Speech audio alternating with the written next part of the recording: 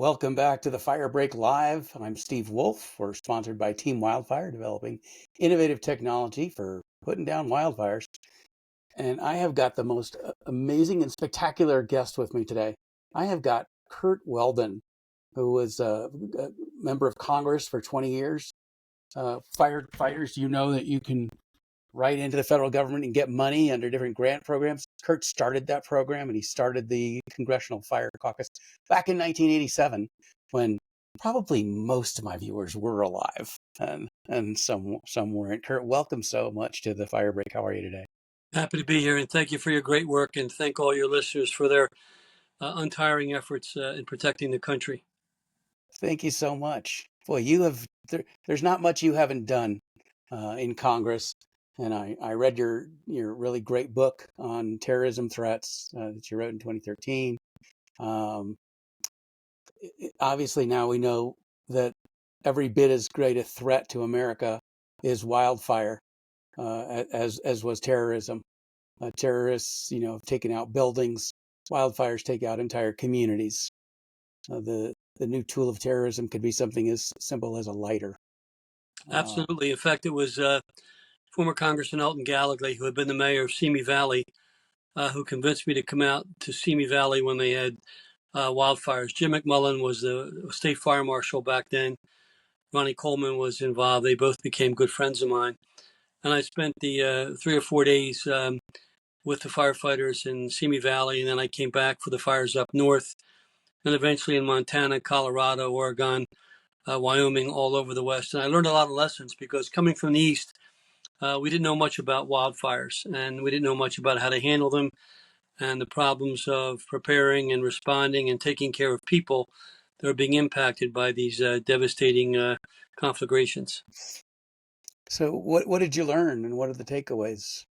Well, the first thing we did, I was at the time a senior member of the Armed Services Committee, and I wanted to make sure we were bringing resources. So Elton convinced me we should bring in C-130s, military aircraft, to assist in providing water and other types of products that could help control the wildfire.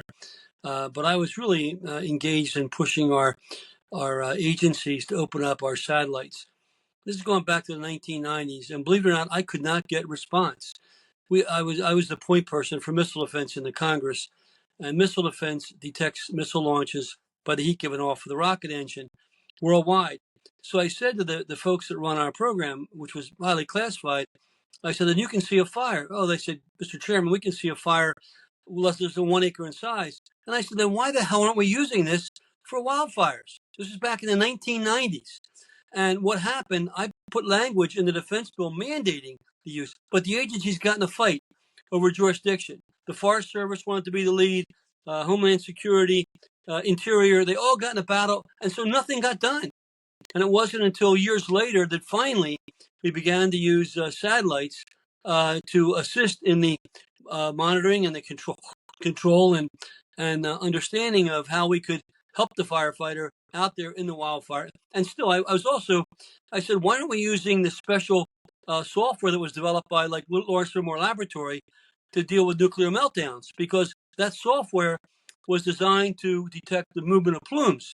So if you had a nuclear meltdown, you would know who's going to be affected. Well, you could use that same software to detect the pattern and the movement of a wildfire.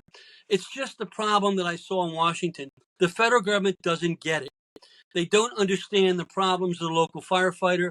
They're bureaucrats. They don't understand, and even the military, and I'm a big supporter of the military, they Sure you are. didn't get the fact that their technologies just shouldn't be for the soldier, but should be for a dual use. Should be for the soldier and the warfighter, but where possible, it should also be used for the firefighter and the first responder.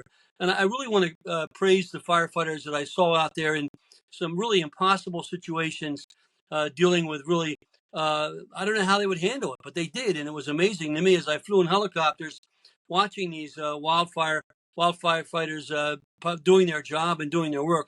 In many of the states bordering California, it was really amazing. Yeah, I think if we saw the same kind of threats to communities coming from, adverse military, we would have a military response, obviously. And yet when the threat comes from wildfire, it's left to a poorly staffed, poorly funded, and poorly equipped civilian team to manage. But here's the And problem, Steve, and I saw it in my first term. I was the youngest member of the House in my late 20s, and firefighter and former fire chief. And so I'm assigned to the building across from the Capitol, the Longworth building, 7-story above ground. And I'm 2 doors from Speaker Wright's office. Jim Wright was the Democrat speaker from Texas. And, he didn't know who I was because I was a freshman Republican. 7 o'clock at night, I'm working late. My staffer's with me, and I smell smoke. I said to my staffer, hey, there's something burning. He said, no, you're crazy, Curt. There's nothing burning. I go out in the hallway, and the smoke's billowing down the hallway from Speaker Wright's office. So I told my staffer, call the alarm man to D.C. Fire Department. I'm going to go up and make sure there's no staff in there. I ran up to the office complex, kicked the door open, got down on my hands and knees, and crawled in. There was heavy smoke. And as I crawled in to make sure there was no staffers in the complex, because staff work all hours of the day and night, the kitchen was fully involved. So I yelled out to my staffer, John, go get me some portable fire extinguishers from the hose stations. He came back with 5. 3 of them weren't charged. I said, wow, John, go back and get me the 1.5-inch pre-connect hose from the hose station. When I yelled at you to turn the valve on, turn it on so I can hold this fire until the department arrives. And yeah, he yelled back, Curt, there's no hose in the hose station. So I said, there's not much I can do. I went out, closed the door, and by this time, the hallways are all filled with smoke. As members of Congress, older members, seniors, people handicapped are coming down the stairs of a 7-story building while the Capitol Hill police are yelling, fire, get out. And I said to the police, where's the sprinkler system? He said, there is none. I said, well, where's the alarm system? He said, Congressman, there is no alarm system. Here's the point, Steve. What good are these stinking agencies and bureaucracies if we pass the life safety code, which I know inside and out, 101, and yet every federal office building in Washington was totally out of compliance? And the 535 leaders of our country, senators and House members, were working in offices that wouldn't pass any building or fire code in any city in America. How can you expect them to do the right thing? And so the point was they don't get it. The right, members of Congress don't understand. And so my message to the fire service was, you've got to make your job real. You can't rely on logic, and you can't rely on lobbyists because they're a dime a dozen. You've got to make yourself and what you do real. That's why I formed the Fire Caucus. And then on top of that, and my first podcast that I did last summer with Ray Alford, the former chief of D.C., he was on. I had him testify to this so people can watch it. I said, Ray, tell the people what you said to me when you came up the steps of the Longworth building. And I said, Chief, you have a working fire on the 2nd floor. You're going to have to lay lines in, but I'm sure you pre-planned the building. And the chief said, I told you, Congressman, we've never been allowed to pre-plan these buildings. Now, that's our federal government. And if the Fire Service of America thinks that some interior department or some agency of the federal government is going to know their job better than them, then they're not going to get success. They're not going to have success. The right, Fire Service has to determine the agenda, not bureaucrats sitting in some office in Washington or in one of the regional offices. And there are good people in the agencies, but the Fire Service has got to take control. Now, we've begun to do that. But right now, my message is relax. We're falling down. We're not doing what we should have been doing. It was 37 years ago that I formed the Fire Caucus, and I'm not happy right now. The membership has dropped down to just above 200 because the bureaucracy is more concerned about making money for themselves than they are about doing the job for the firefighters and EMS. And I'm willing to say that because I'm not determined. I don't benefit from them financially. So I can tell right. it like it is and call it like it is. Yeah, well, that's kind of been your hallmark for the last however many years since 1987. You call it like it is. You're not afraid to say what you see. It got me in trouble. You come with a healthy sense of outrage, and you hopefully have a justified confidence that if you yell loud enough to the public, that they'll be outraged as well and do something about it. I'm not sure that we're seeing that part happening, but I appreciate you yelling. It's not going to happen by anyone yelling. It's going to happen because if you look at every poll in America, and when I keynoted the Cal Chiefs last year about this time, I said to them, stop sucking up the politicians. You know, the political parties are about 45% supported on each side, Republican and Democrat. Police are supported by about 50% because some people want to defund the police, which I don't support. The Right. military is around 50%. In every poll, in every county, in every state in America, Firefighters and EMS are 98% supported. The fire service has the power, but it doesn't use it because the fire service doesn't go out and hold up signs and picket and protest. They don't go out and threaten. They don't have an FOP to make the case for them. The union represents the paid firefighters, but there's a lot more volunteers than there are paid. And so the Sure. fire service has got to wake up and understand they have the power and they've got to use it. And that's why the idea of the Fire Caucus was to make the fire service real for the members. I took members out for ride-alongs. I made them go on the DC fire apparatus. And at night, they would go out and ride along to see what a firefighter does. It's not just about fighting fires. It's about drug deals going sour. It's about accidents. It's about people threatening to kill themselves. And the fire service has to handle all of that. And so what I would say, and what I said in California, I said in Washington back in '87, you've got to make the fire service real for the elected officials. They need to understand. They need to understand that they don't want to work in a building that wouldn't pass any fire code in America. Remember, all 535 senators and House members, regardless of what they spewed out, were working in buildings that wouldn't pass any code in any city in America. And they were meeting with handicapped people in those buildings, multi-story buildings that were blind and handicapped, with no sprinklers, no detectors, no automatic recall of elevators. The same thing occurred when I went to the World Trade Center in '93. I would go to all the disasters within hours, not as a politician to do interviews, to go and listen to the firefighters. So I went up to the World Trade Center with Commissioner Howard Safir, and he assigned me to go down to the World Trade Center basement with a young, rising New York firefighter named Ray Downey. And we had ATF and DEA with us. They took me through the bombed-out parking garage. And then I became good friends with Ray. Ray was a great American, Marine, 5 kids, good family, lived in Long Island. So Ray gave me advice on what we needed to do in case another attack would occur. And Ray knew it because it was his, it was his livelihood. It was his living in New York. He was at the time rising up in the rescue operation. So one of the recommendations that Ray said was, we don't have interoperable communication. At the World Trade Center '93 attack, we couldn't talk to the arriving port service. We couldn't talk to the other agencies arriving. There was no way to communicate.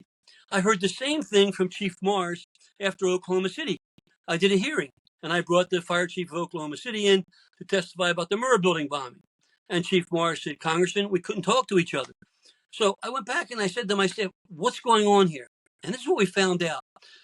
The lobbyists for the broadcast industry were blocking the freeing up of frequency spectrum allocation so that we could have one dedicated emergency response communication system for fire and EMS nationwide. Like a mutual aid station, right? It was being blocked. So what did we do? I'm an activist, and you probably can tell that by now. Yes. And that's how you get things done. I put the call out. I want a few fire trucks to come down to Washington on a Wednesday while we're in session. 300 fire trucks from all over the East drove down to RFK Stadium, parked in the parking lot. I grabbed Steny Hoyer, my good Democrat friend, off the House floor. He was at that time number 2 in the House. And he said to me, these were his words, "You crazy bastard, Weldon, what are you going to do now?" I said, "You're coming with me, Steny." He said, "Where are we going?" I said, "You're going down to RFK Stadium. I've got one of your trucks from your district in line with 300 fire trucks. You're going to sit up in the front seat. We're going to come down Capitol Street, and we're going to surround the Capitol building." He said, "For what?" I said, "We're going to surround the Capitol at noon.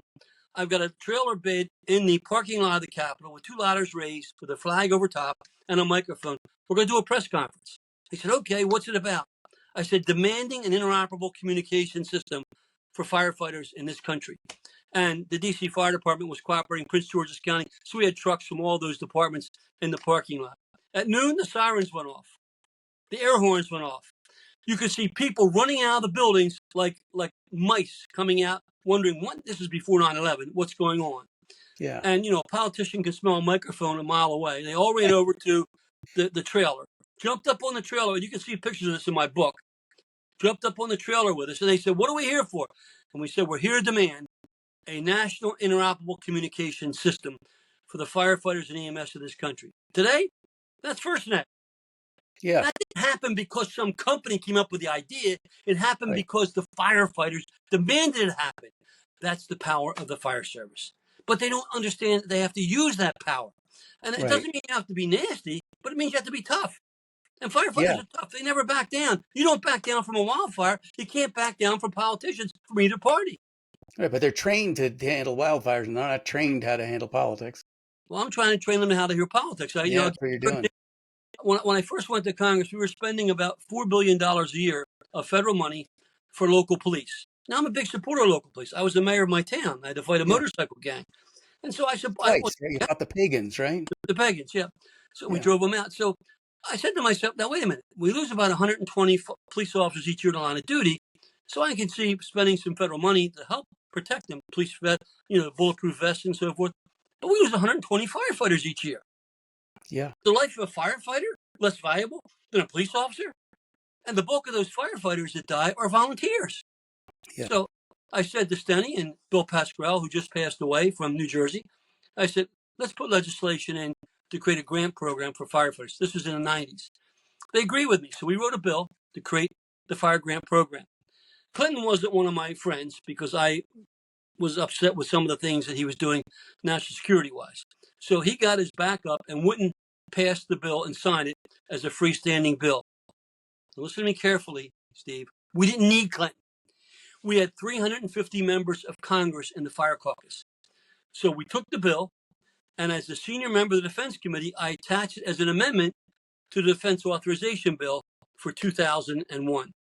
So when Clinton signed the defense bill into law, which he had to do, Right. the fire grant program became law. I see. Then Bush comes in, the guy I campaigned for. Yeah. Bush didn't fund it. Well, what good's a program with no funding? No good. So I called the White House, and they sent the budget director over, Mitch Daniels, and they came to my office, and his staff said, Weldon's setting you up. I had about 65 members of Congress stuffed in my office from both parties. So he carries a portable fire extinguisher into my office.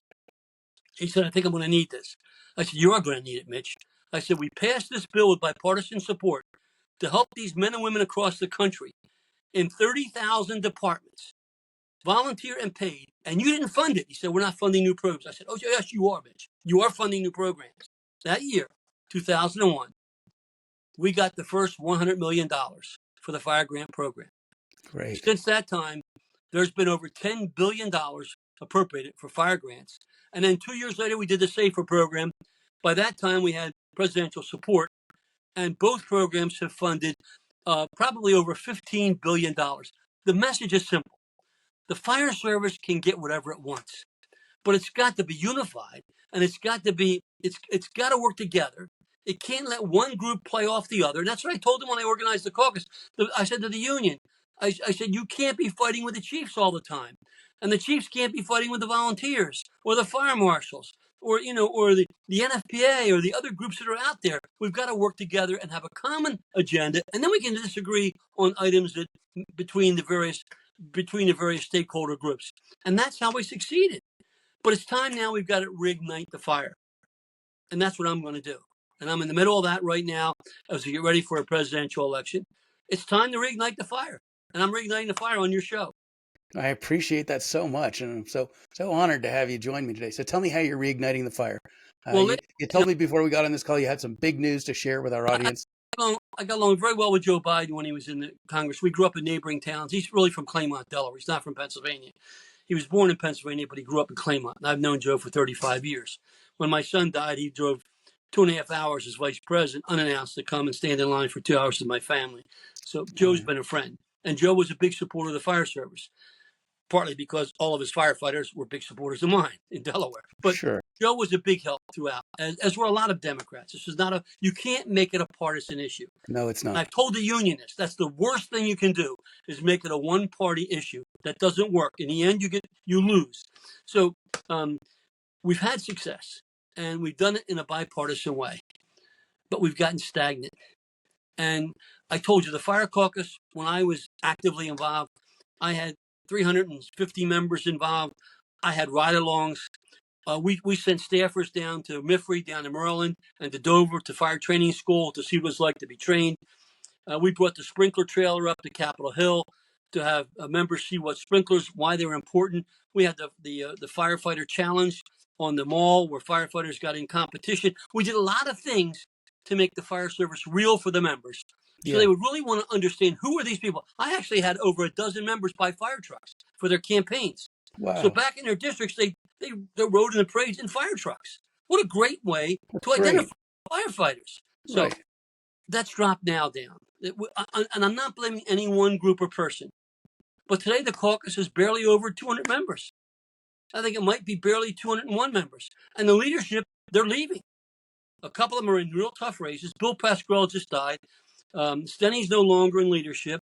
Tom Carper's not running again. So we're losing it. We've got to shake the system up. We've got to reignite the fire. So last year, I went down to the White House. Steve Ricchetti is Biden's chief legal counsel. He's a friend of mine. And I said, I want to brief the White House on a plan. So I briefed the White House. I took two people with me, an ex-federal judge, Judge Sullivan, and a managing partner of a large law firm, Squire Patton Boggs, Michael Curto. And for 90 minutes, I briefed them on what I'm going to tell you. An agenda for the fire service for the next administration, not just for the Congress, but to get the president energetically involved in interacting, not with bureaucracy, but with the firefighters. When we have a wildland fire symposium, I don't want bureaucrats running it. I want wildland firefighters running it. I want the people who deal with the problem running it. I don't want some planner from some academic institution telling a firefighter how to deal with a problem that they've been dealing with all their Right. life. So I met, we had great meetings.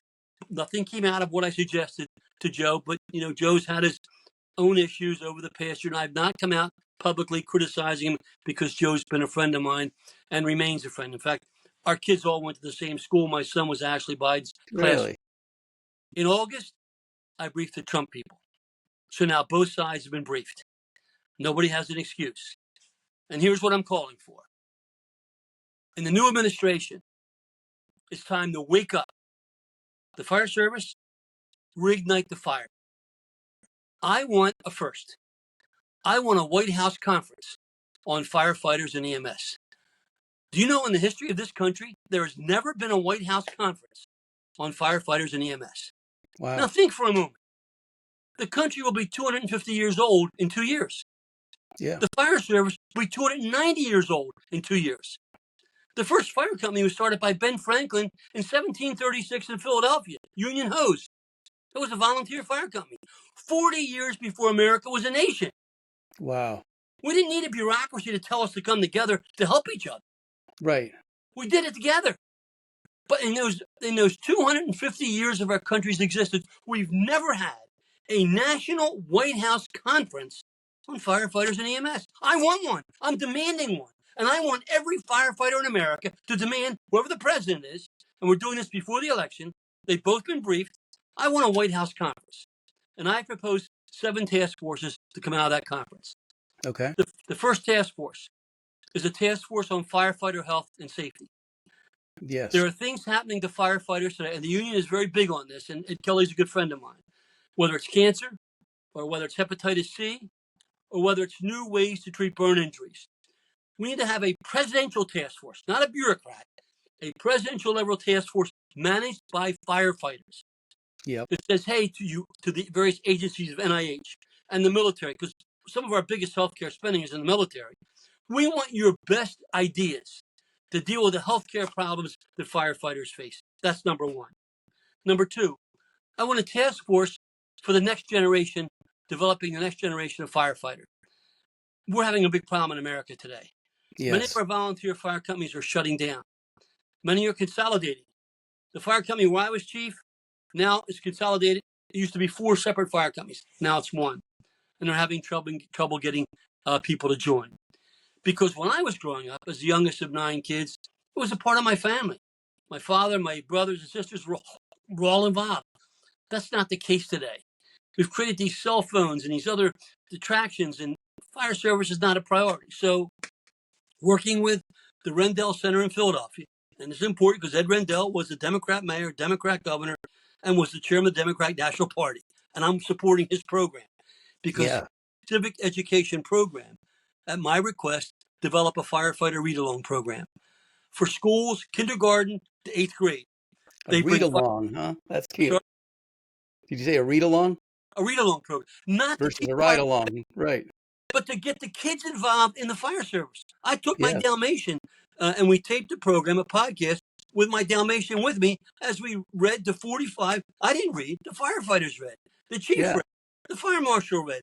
The 45. And kids were going crazy. They were learning about the fire service and what it is. And then we have high school programs. And you have good programs in California. There are good programs in New York. I brought a young female educator who's an assistant fire chief from Pennsylvania, Ellen Yarborough. And she talked about her program called From Schoolhouse to Firehouse, where they take kids in 10th, 11th, and 12th grades and get them involved in the local fire company. They get high school credit, but it gets them involved in a way that they want to join when they become old enough to become So members. impactful. So from kindergarten to 12th grade, we want a national program for our schools at no cost to help show teachers that we can create a new generation of people that really are the strength of America.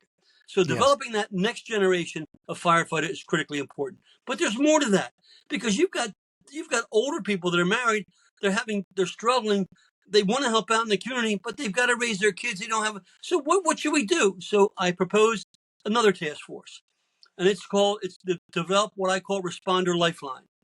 Responder Lifeline is to do for the fire service what we do for our military. You've seen the ads with Admiral Lynch on TV for New Day. Right. If you're a veteran, you can get a discounted mortgage for your home. You can get no down payment mortgage. Or you can join USAA if you're a veteran. There's nothing for the firefighter. So I want the president to convene a panel of CEOs, corporations, not government money. This doesn't have to be government funded, to bring the financial sector together and say, we want you to come up with a program that benefits firefighters. So if you belong to a fire company, you can get a discounted mortgage. You can get discounted health insurance. You can get discounted car insurance. A whole package of benefits if you become a member of a local fire company, paid or volunteer. So that task force will focus on developing what I call Responder Lifeline. The next task force is what I call a technology directorate. When I was in Congress, I was the chairman of the Oversight Committee for all military research. That's about $150 billion a year. And we do amazing research. You know what's so frustrating? I would see technology being developed for the military that I knew had application for the firefighter. Absolutely. But the Pentagon wouldn't use it for that because that's not their mindset. I see. I put legislation, amendments in the defense bill, still didn't matter. It only happened to a small extent. I'm going to give you a couple of examples. And this really infuriates me. I was in Congress around 2000 when we had a fire in Worcester, Massachusetts. You remember the fire. Yes. 2 firefighters into a burning warehouse. Their air supply ran out. The chief sent 4 more firefighters in to find them. All 6 died. Yeah. Because the chief had no idea where they were. At that very time, as the chairman of the Defense R&D Oversight Committee, I knew that our Pentagon had perfected vertical and horizontal GPS and a transmitter for vital signs. Now, here we are, 24 years later, and we still don't have a system where a firefighter can wear a device, a wildland firefighter, that gives you their vital signs and their location so the chief knows where they are. Right. How stupid can we be? Very. The technology's there. But unless we demand it, it's not going to happen. So I want this next president, and I told them both this, I want you to come out and commit to America that you're going to equip every firefighter and responder in this country with a device they can wear that transmits their vertical and horizontal GPS and their vital signs. So we never lose 6 more firefighters in a garage fire, or 3 firefighters in Philadelphia that were 2 floors below where the chief thought they were when the Meridian Bank caught on fire. Technology is critical. Yes. The next task force is up your alley, wildfires. Wildfires and natural disasters, but I don't want this task force run by bureaucrats. No. I don't want career bureaucrats, and there are some good bureaucrats. I don't want them dictating the scope and the agenda. I want these task forces to be managed and run by firefighters, by people put forth by the stakeholder groups that know the issues, that can run and determine, one, assess what's going on. In the case of wildfires, and there's already a commission in play. I work closely with Kim Zagaris from California. Yeah, I know Kim. and your wildfire people, they do a great job. We can take the work that's been done there, but I don't want this driven by bureaucracy. I want the fire service to be the leaders in a wildfire natural disaster task force to assess what's going on, what things could be done differently, what agencies are not playing their proper role, what support are we not getting, what resources should we be providing, and I want that to come from firefighters. So that task force will focus on wildland fires, floods, earthquakes, the kinds of things that I experienced in California. I mean, besides your wildfires, I was at Loma Prieta earthquake and spent 2 days in San Francisco and Loma Prieta earthquake. We're looking at your response, and you're the best in the world dealing with earthquakes and big hazardous problems. So I want a special task force dealing with a presidential task force, not an agency task force, not a congressional task force, a presidential task force. We've got to ignite the fire from the top. We've got the Congress going. We've got to reignite that fire in the Congress. But we need now to take the new president and demand this leadership from the White House. That's where it's got to come from, not from the Congress. The Congress can respond, but the White House needs to take the lead. Yes. The next task force deals with recognition. Now, I'm a big supporter. I helped put the funding in when Paul Sarbanes proposed the Fallen Firefighters Memorial out at Emmitsburg. I've spoken there 3 or 4 times. The union has one out in Colorado. I support those. But they honor dead firefighters. They're important. But I want to honor the firefighters that are alive. Yeah. When you come to Washington, D.C., the nation's capital, there are all kinds of places where we honor our military. You can go to the Pentagon. You can go to one of our bases. You can go to one of the memorials for our soldiers. The police have their own location on Capitol Hill, and you have the FBI building. Do you know there's not one building in Washington, not one location in Washington to honor the nation's firefighters? Nothing. So, for the last 5 years, I've been working on a 13-story tower with no money. Nobody's funding it. We've been doing all of this work gratis. That tower is now ready to go. The D.C. government's all behind it. It's going to be built on New Jersey Avenue over top of Engine 3. We're building a new Engine 3. The first 3 floors of that building will be the National Fire and EMS Museum. There is none today. We want to have one. So the people of America can celebrate the people that are protecting our towns and our cities, and obviously a wildfire section of that museum. Sure. In that building will also be a studio. I'm a big supporter of the private work of Martin Group, who runs Fire Rescue TV, a 4-channel private network for fire and EMS providers. I want to have a studio in that building, so it's right on Capitol Hill. And I want us to provide the funding, and I have a private investor looking at doing this. I'm putting that 4-channel network in every firehouse in America. There are 50,000 fire and EMS stations in America, 30,000 departments, 50,000 stations. So those 50,000 stations will have one channel that will give them training, one channel for new technology, one channel for updated news, and a 4th channel for the chief to use locally. So we have a communication system in the firehouse, not for the emergency, but in the firehouse that can benefit the firefighters and the EMS. So the building, the legacy fire, and I can send you and your viewers, I can give you the whole, you can see the thing visually. It's beautiful, what it will look like. And the last task force is we've got to do something about training. And there are good things happening with training. I was a state fire instructor in Pennsylvania. I went to Lewistown. I've been at Texas A&M, big supporter of their school. I've been at Dover, Delaware, good. There's no national, no international fire, EMS, and disaster training center. So I found disaster cities as close as it comes, right? Yes, I found an investor. It was 120,000 acres in San Diego County and Imperial County. He's willing to donate the site. Oh, wow. I went to the Cal Chiefs. I said, I need your help. I want California to help us design a world international fire, EMS, and disaster training center. World. Now, the primary focus will be for the U.S. so that any firefighter or EMS person in the country can go there for training, for updates, both hands-on evolutionary training, classroom training, whatever it takes. Not just for fires, for disasters, building collapse, structures, earthquakes, the whole range, wildfire. You can have your own sessions there. But I want to have it linked in through AI and through technology. So we can Yes. beam that training to every firefighter, and there are 25 million firefighters worldwide. I want every firefighter to have access to that training coming from America. You know, when there's a disaster today, we spend special groups over from America to assist those countries. Yeah. Well, train them beforehand so they understand what we're doing here. And that's also a great way to bring our country together with these other nations. So that's the agenda. That's an amazing agenda, Curt. Well, we're going to ignite a bonfire in the country.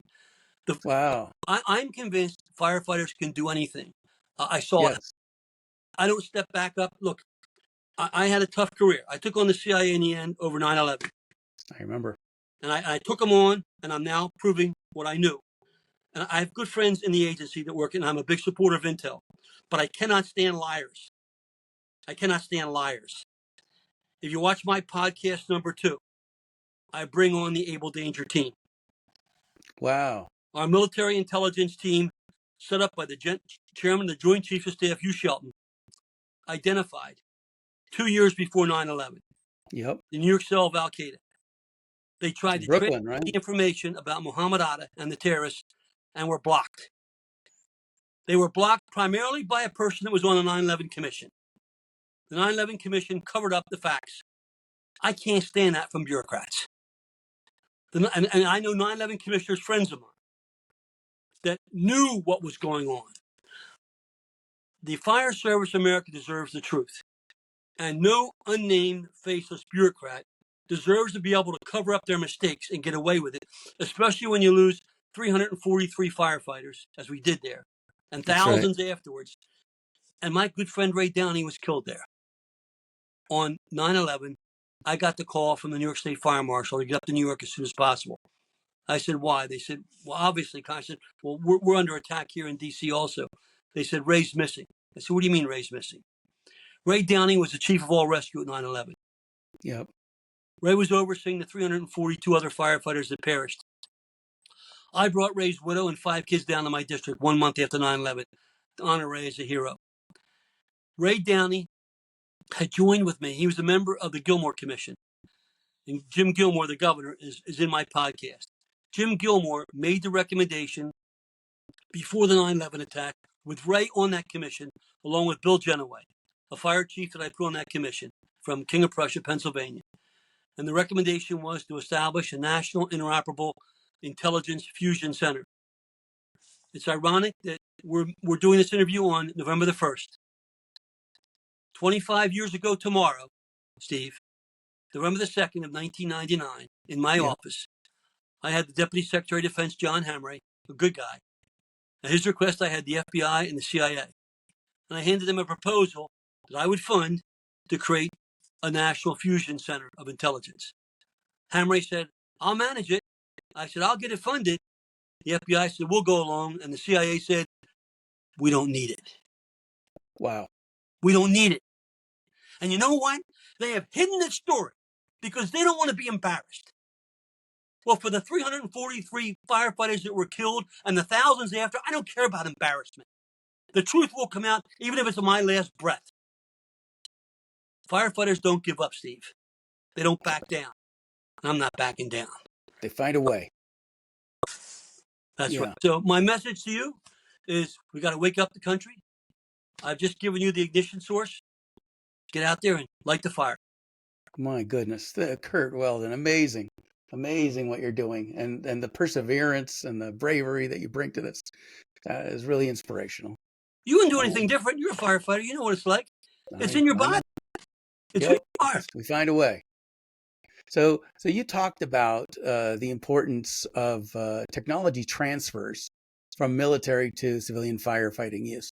What do you think we could do to encourage more transfer like that?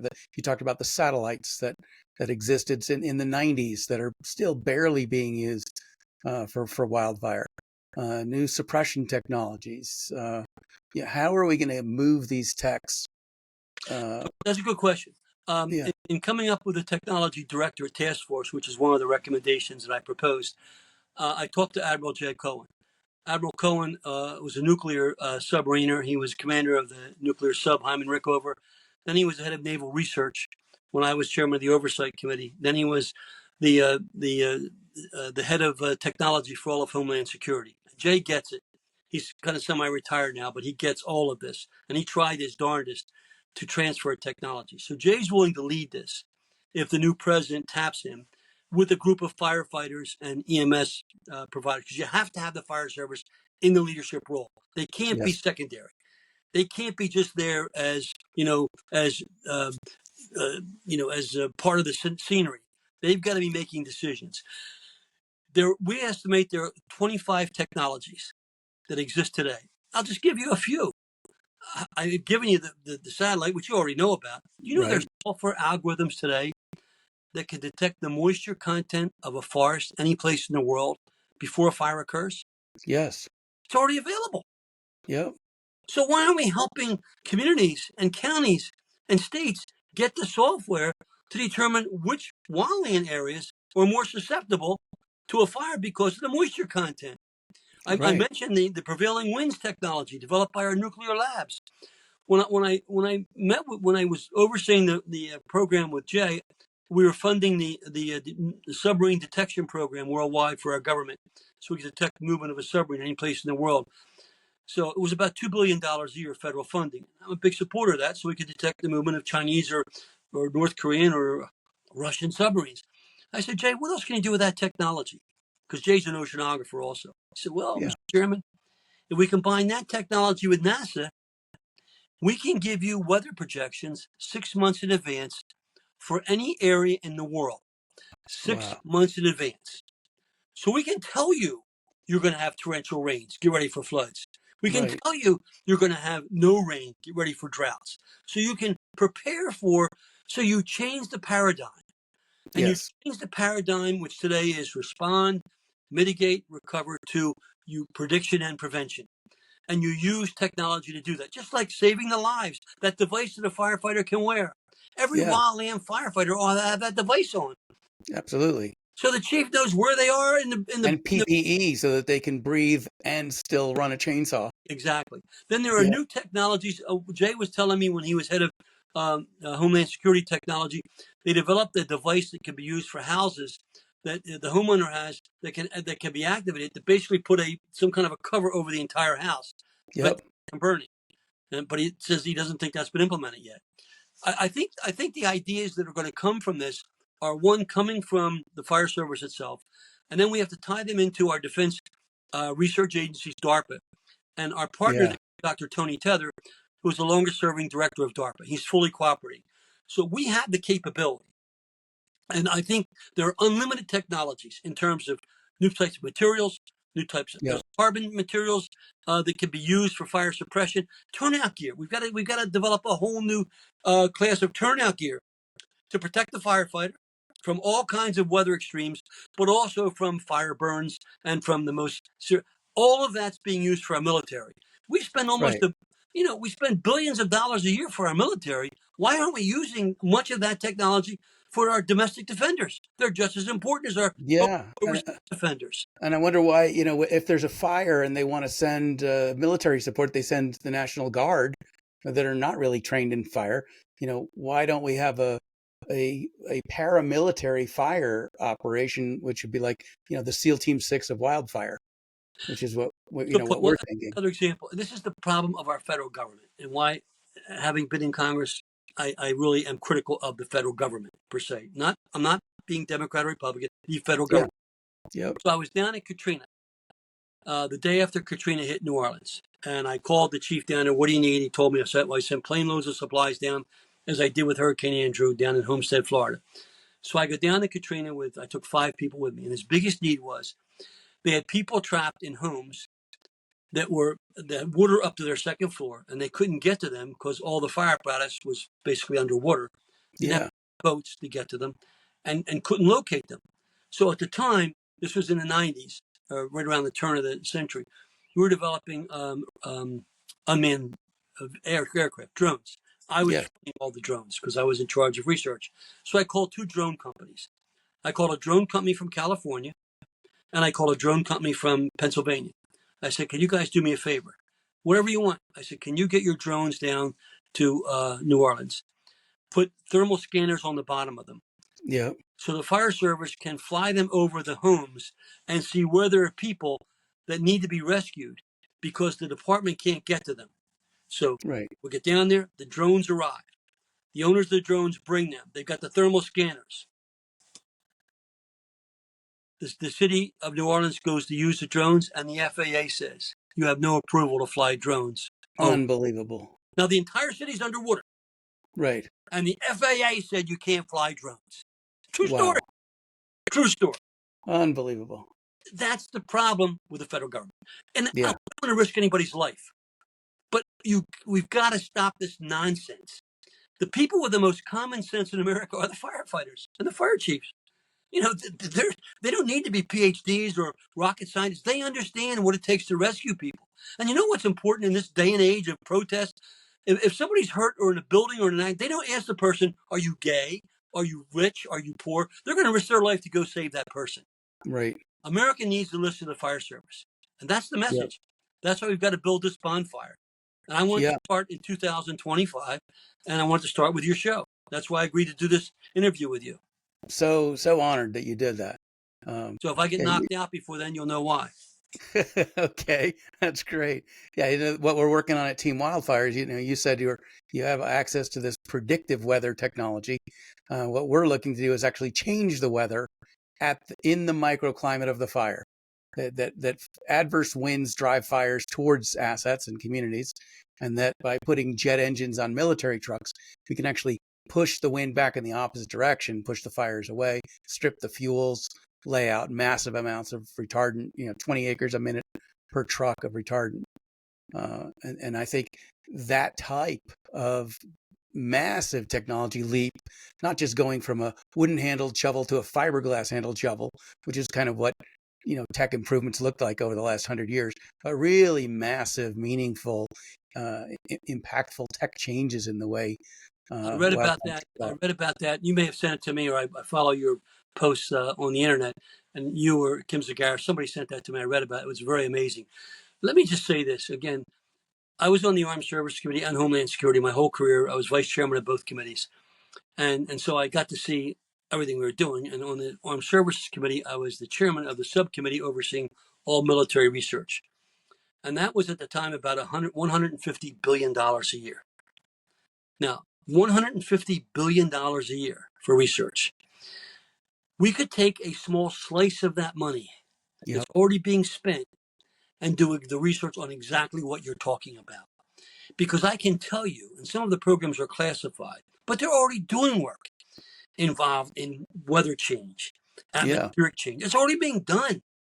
So the question is then, why aren't we combining that and consolidating and building that in cooperation with the needs of the fire service, not just here, but around the world? And that's right. We haven't. It gets back to the story of the members of Congress working in buildings that were in violation of every fire code in America. The members don't understand. 535. They're lawyers.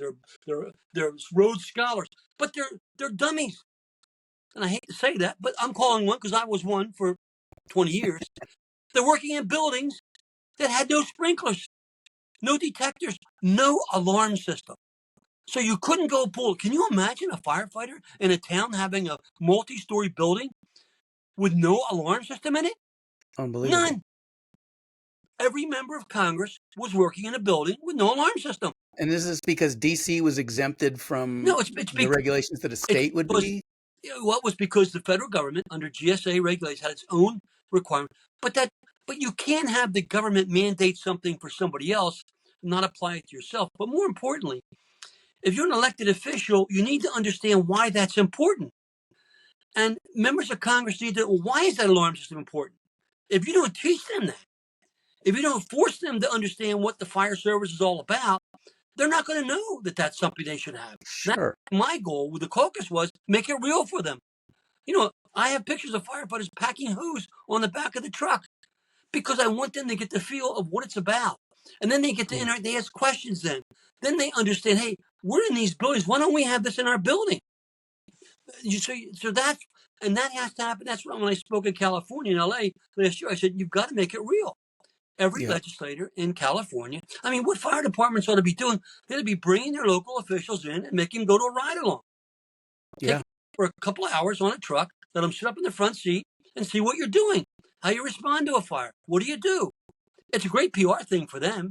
Take their Absolutely. put it in the paper, but they're learning about who you are, not just a photo op in the firehouse where they're standing there with their tie on, but make Right. it real so they understand what the fire service is all about. That's got to be done in every. If you do that, remember we got 50,000 stations. We've got the best PR operation in the country if we use it properly. Right.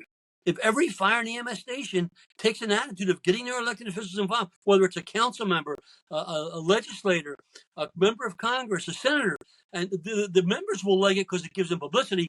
But what you're doing is you're giving them a sense of who you are. You see, firefighters are not the kind of people that demand you pay attention to them. You know, when I went to Congress in 1987 and I talked to my colleagues, a lot of them thought firefighters were guys that sat in the back of the truck back then we had running boards, sat back Yeah. and drank beer. That's what they thought firefighters were. I said, you got to be crazy.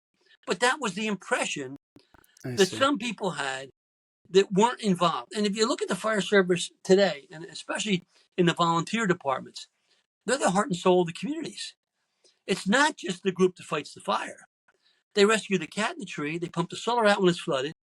They organize the parades.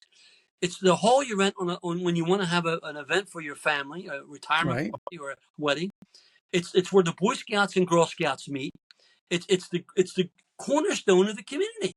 And oftentimes the firefighters are the people that are involved in coaching little league teams or Yeah. the teaching in the Girl Scouts. They're involved in the community. But the fire service has never seen itself in that broad context. And I that's what see. I'm trying to say the wake up means. Okay. We don't have to do protesting, but we have to No. tell the story of who we are, what we mean to America. And remember, in 2 years, the country's 250 years old. In 2 years, the fire service is 290 years old, 40 years older than America. It didn't take a bureaucracy to form a fire department. No. It didn't take a federal agency to come in and say, well, you need this, let's do a study. No, people did it on their own. And Yeah. now we have 30,000 of those departments. And we need to wake up, come together as one entity and reinvigorate the fight. And 2025 is going to be our fight.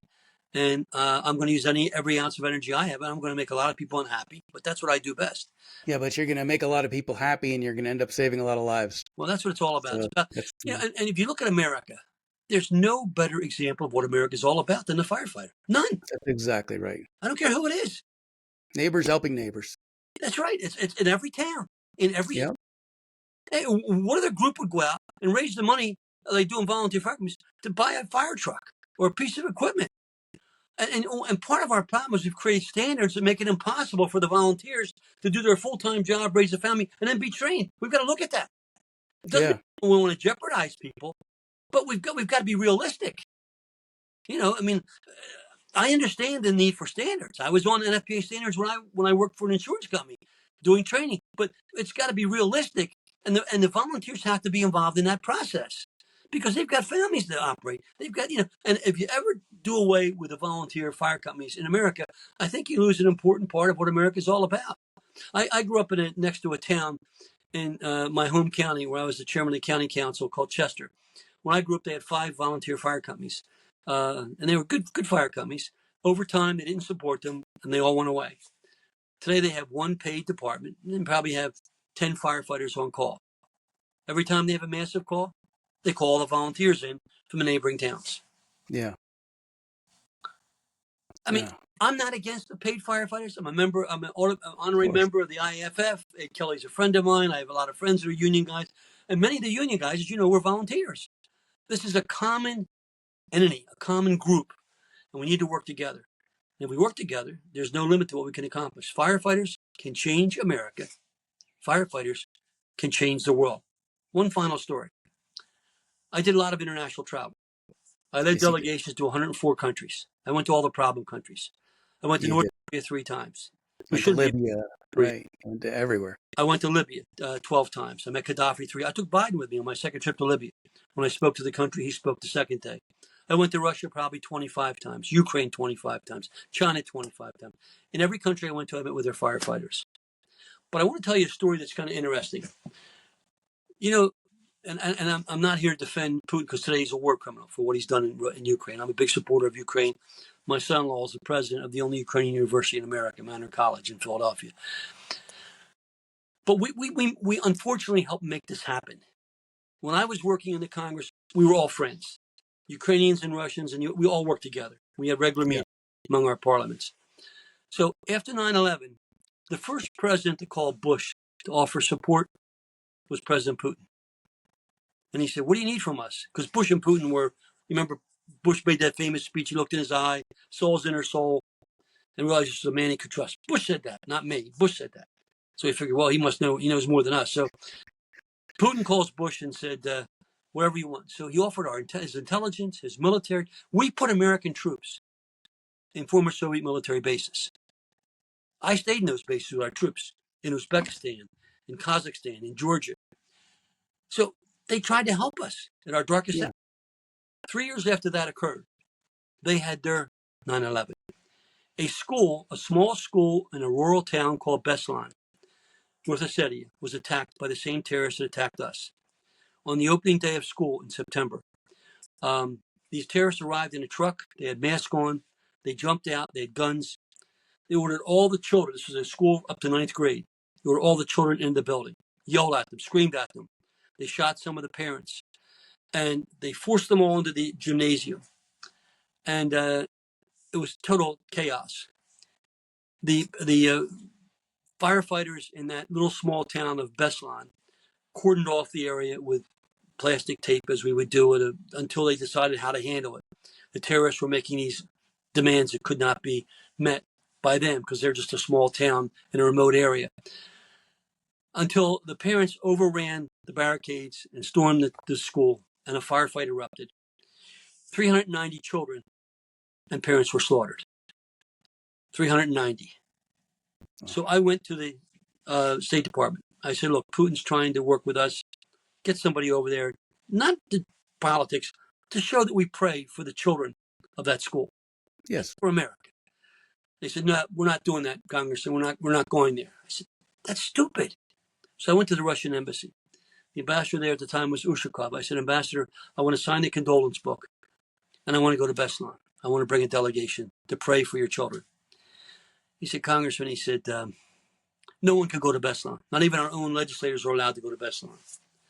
Now, by now, you know me. You know that I don't take no for an answer. No, you don't. I think you figured that out. Yeah. I'm back to my office, and I knew the president of the neighboring republic called Kalmykia, the only Hindu republic in Russia. His name was Kirsan Ilamjinov. I had my staff get him on the phone. He was a young guy. I said, Kirsan, you're right next to this North Ossetia. He said, yes. He said, I want to go there. I want to come. We want to pray for the children. I'm a teacher by profession. He said, all right, Congress. He said, did you talk to the State Department? I said, they don't want to do anything. And I said, the Russian government doesn't want it, but I want to come. He said, come to Moscow. I'll fly my plane up and pick you up and take you to Beslan. So I took 2 members of Congress, one from Indiana and one from Arizona. The one from Arizona was a part-time pastor. I took 2 staffers. We flew to Moscow. We got in his plane and flew down to his country. Then we flew in the next morning to Beslan. Small dirt road airport. They had a bus take us to the school. And being a teacher, I recognize a 3-story brick building, totally burned and blown apart. And the gymnasium, which had been devastated, where the kids had all been forced in, was filled with a 6-foot high mound of flowers and teddy bears. And the people who were alive were mourning around all of these dead children. So we made some comments. I had the Congress pass a resolution, unanimous resolution, of sympathy for the family. And I gave that to the mayor of the town. And we flew an American flag over the Capitol and gave it to them, saying, Americans, pray with you. Yeah. And then we went to the local hospital. We all made contributions, and then we had to go back to the airport. On the way back, I said to the members, if you notice when we came here, we passed a cemetery. I said, in that cemetery, there were hundreds of freshly covered graves. I said, that's where the kids are buried. We should stop there There's no Western media here, but the Russian media is following us. You need to Yeah. see Americans praying over their kids. Well, they Right. agreed. So we stopped on the road. I walked out and up in the middle of this big open cemetery, hundreds of graves, and I randomly stopped at one grave in the middle of the cemetery. And we surrounded it. There were red, white, and blue flowers on all the graves because they're the same colors of Russia as they are in the U.S. And we bowed our heads, and I asked Congressman from Arizona to pray, and he did. I had one eye open. And I looked down at the ribbon. I read Cyrillic, so I could read the ribbon on the tail end. Yeah. And the letters were Sishwa in Russian. That's USA. I said, wait a minute. How could there be flowers on a grave in a cemetery with no Americans allowed here, and it's 7,000 miles away from America? So I finished the prayer, and I said, kneel down with me. I want to unfurl the ribbon. And I have photos of all this, by the way. I unfurled the ribbon. Those flowers were sent by the families and the first responders of Columbine, Colorado. Wow. Wow. Now, how do you, Very, very close to me here. do you understand what I'm saying? Yes, I do. Columbine, Colorado, on a Yep. gravesite. I've never been to Columbine, but on a gravesite that I stopped at in Beslan, Wow. Russia. The problem is not the people. Never. And our opportunity is that the people respect more than anyone else, firefighters and EMS. So, Steve, Yes. you got the fire lit. Go to work. All right. Great. Oh my gosh. Curt Weldon, I cannot thank you enough for joining me on the show. As you know, we reach a lot of people in the fire EMS community. And so I hope you'll reach out as you have news, as you have progress, And I have a and podcast as you need help from the community. It's called Box Alarm. My podcast is Box Alarm Awakening America, and it's in with an ABC guy. We do it gratis. We don't get any pay for it. And the second one they want to watch, it's about 9/11. And I start Okay. to reveal the lies. And I'm going to reveal the lies. It's the last thing I do. For Ray Downey. I believe you. I owe it Because to Ray. you've been doing it, since the beginning. And God bless all the men and women that you get to and all the great work they do. Thank you. Hey, thank you so much. And I'll post links to your podcast so that our viewers can I'll do enjoy the that. same with you. Again. Thank you. Great. Thanks so much for joining us. You've been watching and listening to The Fire Break. I'm Steve Wolf. We're sponsored by Team Wildfire. We'll see you at the next one. Thank you so much.